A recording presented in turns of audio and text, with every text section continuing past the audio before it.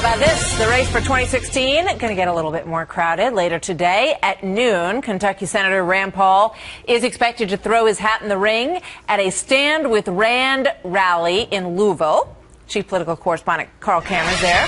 So, Carl, how do we expect this brand of libertarian conservatism to fit into the GOP outlook for 2016?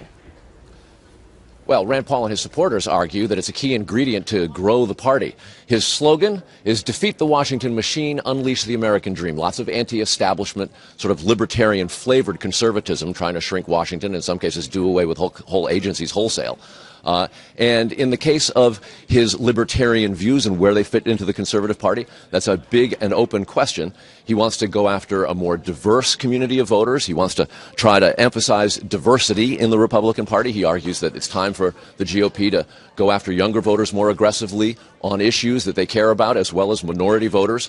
J.C. Watts, the former congressman from Oklahoma, famous college football player, here emphasizing that Rand Paul has the opportunity to expand the Republican Party with his libertarianism, but it is a Republican conservatism with a libertarian bent.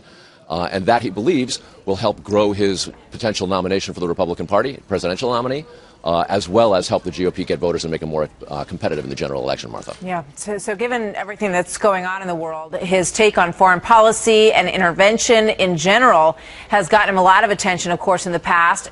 Foreign policy is going to be big for him. There's two things that may be kind of soft spots. One, that his father, Ron Paul, ran for president 3 times, and Senator Rand Paul is trying to distance himself from some of his father's policy issues as a very libertarian candidate. And criticism from a lot of Republicans, particularly hawks, who say his position on foreign policy constitutes an isolationist position. He hasn't weighed in on the Iran nuke agreement. He's been essentially unavailable to the press and public for the last week preparing for today's announcement. There is a new conservative super PAC out with an ad attacking him on this very issue, suggesting that Rand Paul is not fit to be commander-in-chief because of his foreign policy views. Watch. Rand Paul is wrong and dangerous. Tell him to stop siding with Obama, because even one Iranian bomb would be a disaster.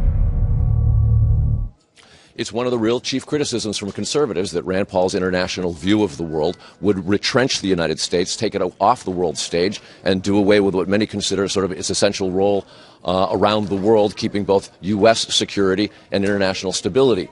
The Rand Paul campaign argues that the criticism from the right is matched in a way by criticism from the left. Billionaire environmentalist Tom Steyer, who ran a super PAC during the 2014 midterms and lots of attack ads on conservatives, is going to be paying to have demonstrators come to Rand Paul's events in the next 5 days. He's visiting all the early voting states, Iowa, New Hampshire, South Carolina, Nevada, and he's going to California, where Steyer is from, to protest Rand Paul. So in the view of the Paul campaign, such as it will be in just a matter of hours officially, Rand Paul must be a threat, because both the right and left are coming at him this morning, Martha.